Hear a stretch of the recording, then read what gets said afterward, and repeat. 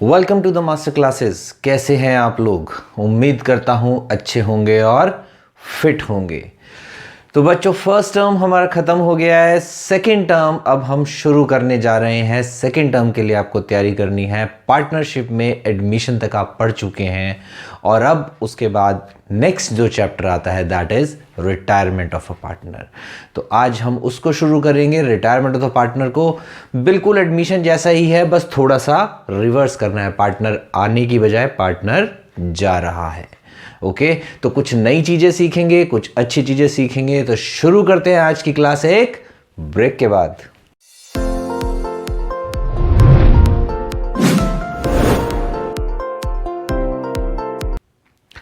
Welcome back. हाँ जी बच्चों, retirement. अब रिटायरमेंट का मतलब क्या होता है? रिटायरमेंट का मतलब जब पार्टनरशिप फर्म में से एक पार्टनर फर्म को छोड़ के जा रहा है। तो क्या बिजनेस बंद हो रहा है? नहीं, बिजनेस चलेगा। पार्टनरशिप बंद हो गई। वो 3 लोग थे, 3 में से एक चला गया, पुरानी पार्टनरशिप खत्म, नई पार्टनरशिप शुरू 2 लोगों के बीच में। या 4 थे तो एक चला गया। पर जब 2 लोग होते हैं और एक चला जाता है तो फिर वो पार्टनरशिप फर्म नहीं रहती। क्या बन जाती है? फिर वो सोल प्रोप्राइटरशिप बन जाती है। ठीक है, याद है 11th में सोल प्रोप्राइटरशिप पढ़ा था, trading account, profit and loss account. फिर वो वाली फर्म बन जाती है। तो वो पार्टनरशिप के रूल्स जो है उस पर फिर एप्लीकेबल नहीं होते, क्योंकि पार्टनरशिप के लिए बच्चों एटलीस्ट 2 लोग चाहिए होते हैं। राइट? चलिए, क्या कोई भी पार्टनर ऐसे ही फर्म को छोड़ के जा सकता है? मैं जा रहा हूं, कल से नहीं आऊंगा। नहीं, ऐसा नहीं होता। रिटायरमेंट की भी बच्चों कुछ कंडीशंस होती हैं। क्या कंडीशंस होती है? कंडीशन नंबर 1, अगर एग्रीमेंट है, यानी कि कोई एग्रीमेंट किया हुआ था कि भाई इस टाइम के बाद तुम छोड़ के चले जाओगे। ऑलरेडी कोई एग्रीमेंट है रिटायरमेंट को लेके, कोई भी टर्म्स एंड कंडीशंस लिखी हुई है। कहां लिखी होती है? एग्रीमेंट क्या होता है? Partnership deed. तो अगर मान लीजिए ऑलरेडी कोई एग्रीमेंट है तो एग्रीमेंट के अकॉर्डिंगली पार्टनर को रिटायर होना पड़ेगा। Got it? पहली कंडीशन। दूसरी कंडीशन क्या होती है?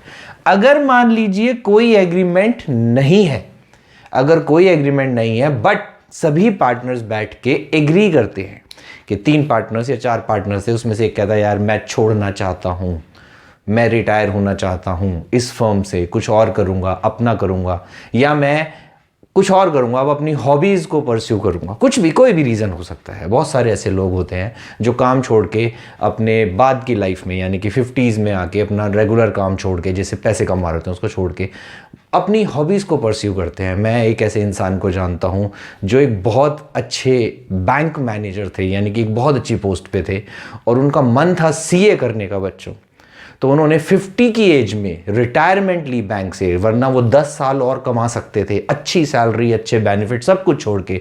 उनका मन था मैं सीए करूं, और उन्होंने फिर वो जाके सीए करी। Got it? तो कोई भी रीज़न हो सकता है छोड़ने का कि भाई मैं छोड़ना चाहता हूं, बट अगर सारे पार्टनर्स एग्री करते हैं तो ही वो रिटायर हो सकता है, वरना रिटायर नहीं हो सकता। फिर लड़ाइयाँ शुरू हो जाती है। तो वो बात की कहानी है, उसे हमने नहीं पढ़ना। फिलहाल ये कि एग्री होते हैं तो रिटायरमेंट हो सकता है। नेक्स्ट, अगर पार्टनरशिप एट विल है, आपने पढ़ा होगा पार्टनरशिप बहुत सारे तरीके की होती है, जॉइंट वेंचर भी एक तरीके का पार्टनरशिप होता है। तो उसमें एक पार्टनरशिप होती है पार्टनरशिप इज एट विल। ऐसे केसेस में नोटिस देने के बाद कि भाई पार्टनरशिप एट विल, यानी कि जब तक चाहेंगे तब तक पार्टनरशिप चलेगी, जब मन नहीं होगा पार्टनरशिप को नहीं चलाएंगे। तो ऐसे केसेस में वो बाकी सारे पार्टनर्स को नोटिस देके कि अब मेरा मन नहीं है, मैं जा रहा हूं। लेकिन वो कब होगा? जब स्टार्टिंग से ही पार्टनरशिप को किस कंडीशन से बनाया होगा कि ये पार्टनरशिप इज एट विल है, तब वो जाके रिटायरमेंट ऐसे ले सकता है। तो ये 3 कंडीशंस हैं बच्चों रिटायरमेंट की। क्या फर्म बंद हो जाती है? जैसा कि मैंने पहले बताया, नहीं, फर्म बंद नहीं होती। इसको क्या बोलते हैं? Reconstitution of firm. Partnership firm का रिकॉन्स्टिट्यूशन हो गया। क्या होता है? वही पार्टनरशिप फर्म होती है, लेकिन पार्टनरशिप नहीं बन जाती है, यानी कि जो बचे हुए पार्टनर्स हैं उनके बीच में एग्रीमेंट चेंज हो जाता है, नया एग्रीमेंट बन जाता है, पुराना एग्रीमेंट खत्म हो जाता है। ओके, और नए एग्रीमेंट को क्या बोलते हैं? Partnership deed. यानी कि पुरानी पार्टनरशिप डीड खत्म हो जाती है, क्योंकि उसमें 3 पार्टनर्स होते हैं, 3 की कैपिटल होती है, 3 की रेशो होती है। फॉर एग्जांपल 3 थे, अब वो 2 बचे हैं, तो सब कुछ 2 के हिसाब से दोबारा लिखना पड़ेगा। ओके बच्चों, तो सेम फर्म होती है, न्यू पार्टनरशिप बन जाती है, जिसको हम बोलते हैं reconstitution of the firm, reconstitution of partnership firm. किस में चेंज आ जाता है? पार्टनरशिप के एग्रीमेंट में, जिसको बोलते हैं पार्टनरशिप डीड। आइए बच्चों, अब मान लीजिए एक पार्टनर छोड़ के जा रहा है, राइट? तो क्या उसकी जिम्मेदारियां खत्म? एक एग्जांपल लेते हैं कि आप एक बिजनेसमैन हैं और आपने एक पार्टनरशिप फर्म से कोई एग्रीमेंट करा है, और एग्रीमेंट करने की वजह है उनमें से एक पार्टनर जिसे आप अच्छे से जानते हैं। फॉर एग्जाम्पल XYZ 3 पार्टनर्स थे, जिसमें से आप X को जानते थे, और उसी की वजह से आपने उस फर्म के साथ कोई एग्रीमेंट कर रखा है, ट्रेडिंग चल रही है, बिजनेस चल रहा है, या क्रेडिट दे रखा है फॉर एग्जाम्पल आपने उनको, राइट? X छोड़ के जा रहा है, तो क्या आपने जो उसके बिहाफ पे क्रेडिट दे रखा है वो उससे बच जाएगा? मान लो Y और Z आपके पैसे नहीं देते, तो क्या X रिस्पॉन्सिबल नहीं है? सोच के देखो, X रिस्पॉन्सिबल है।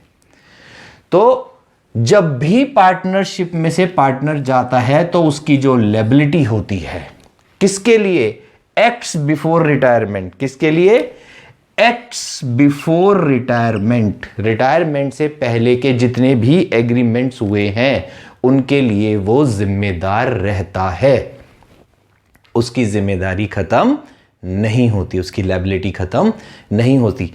क्या ये लायबिलिटी खत्म हो सकती है? हाँ, हो सकती है। कब हो सकती है? जब हो सकती है जब वो बचे हुए पार्टनर और थर्ड पार्टीज कौन सी होती है? जिनका उस बिजनेस से लेना देना होता है, यानी कि मोस्टली डेटर्स और क्रेडिटर्स। जब वो सभी लोग एग्री कर जाएं कि हाँ चलो हम इसको आजाद करते हैं, आज के बाद इसका पीछे के किसी काम से कोई लेना देना नहीं है। तो और ये कहां लिखा है? ये लिखा है बच्चों सेक्शन 32 ब्रैकेट 2 में। किसके सेक्शन में? Indian partnership act. कौन सा होता है इंडियन पार्टनरशिप एक्ट? 1932। उसके सेक्शन 32 ब्रैकेट 2 यानी कि सब सेक्शन 2 में ये लिखा हुआ है कि पार्टनर जो है रिटायरमेंट की डेट तक के सभी एक्ट्स के लिए लायबल होता है। वो इस लायबिलिटी से डिस्चार्ज हो सकता है कब? जब partners, remaining partners, retiring partners and third parties of the business मिलके सब एक एग्रीमेंट कर ले और उस एग्रीमेंट पे, उस म्यूचुअल एग्रीमेंट पे उसको डिस्चार्ज कर दे उन लायबिलिटीज से। अदरवाइज वो लायबल रहेगा। Got it? अब देखो, नेक्स्ट एग्जाम आपका जो होगा वो सब्जेक्टिव होगा, ऑब्जेक्टिव होगा, अभी हमें कुछ नहीं पता। और अगर कोरोना फिर से बढ़ गया, जो थर्ड वेव आ रही है, पता नहीं क्या होगा क्या नहीं होगा, हो सकता है एग्जाम ना भी हो। तो हमें बच्चों सब चीजों के लिए तैयार रहना है, राइट? तो MCQ के पॉइंट ऑफ व्यू से बहुत इंपॉर्टेंट है ये जो चीजें मैं आपको बता रहा हूं। हाँ, सब्जेक्टिव होता है, प्रैक्टिकल आता है तो शायद इतनी डीप में थ्योरी नहीं आती, आज तक कभी नहीं आई। यानी कि कोरोना से पहले जो एग्जाम्स हुए उसमें कभी भी इतना नहीं आया, लेकिन MCQ में ये आ सकता है। तो आपको बच्चों हर चीज के लिए तैयार रहना पड़ेगा। ओके, चलिए आगे चलते हैं। Acts after retirement. रिटायर हो गया, फॉर एग्जाम्पल 31 मार्च को एक पार्टनर रिटायर हो गया, XYZ में से X चला गया। क्या X उसके बाद जो भी बिजनेस हो रहा है फर्म में उसके लिए वो जिम्मेदार है या नहीं है? हाँ है। Continues to be liable. किसको? थर्ड पार्टीज को। फर्म के लिए जिम्मेदारी नहीं है, क्योंकि फर्म को तो वो बता के गया मैं जा रहा हूं, रिटायर हो गया हूं, मेरा कोई लेन देन नहीं। लेकिन क्या थर्ड पार्टीज को सपने आ रहे हैं? सोच के देखो, आपने किसी के बिहाफ पे, किसी एक पार्टनर के बिहाफ पे एक फर्म को क्रेडिट दे रखा, वो रिटायर होकर चला गया, क्या उसकी जिम्मेदारी खत्म हो गई? नहीं, आपके लिए जिम्मेदारी रहेगी। खत्म हो सकती है? हाँ हो सकती है। कैसे हो सकती है? उसके बाद भी देखो, आपको नहीं पता, आपको नहीं पता, वो चला गया, आपने उसकी रिटायरमेंट के बाद भी क्रेडिट पे सामान दे दिया और अब पैसे नहीं आए।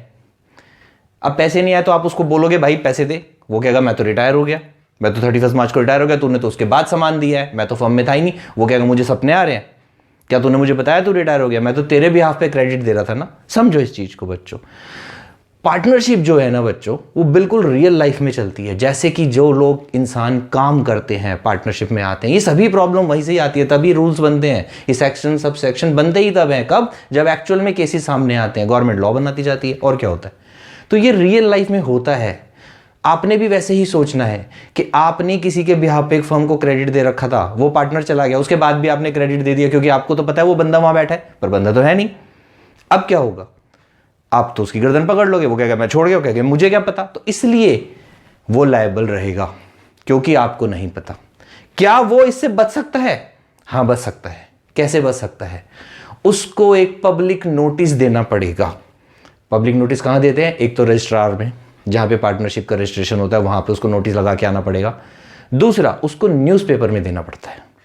हालांकि ये सब आपके कोर्स में नहीं है, नॉलेज के लिए बता रहा हूँ। आपके कोर्स में क्या है, आपको सिर्फ इतना याद रखना है कि उसको एक पब्लिक नोटिस देना पड़ेगा, अपनी पार्टीज को बताना पड़ेगा, जहाँ पे फर्म रजिस्टर हुई है रजिस्ट्रार ऑफ फर्म्स के पास एक नोटिस दे के आना पड़ेगा, प्लस एक न्यूज़पेपर में देना पड़ेगा बताने के लिए कि भाई मैं रिटायर हो गया। अब तुमने न्यूज़पेपर नहीं पढ़ा, तुम्हारी जिम्मेदारी है। Got it? वैसे तो इन्फॉर्मेशन भी आ जाती है। तो ऐसे करके वो जिम्मेदार नहीं है। अगर उसने पब्लिक नोटिस नहीं दिया तो वो लायबल है। कहां लिखा है? ये लिखा है सेक्शन 32 ब्रैकेट 3 में, यानी कि section 32 sub section 3 of Indian partnership act.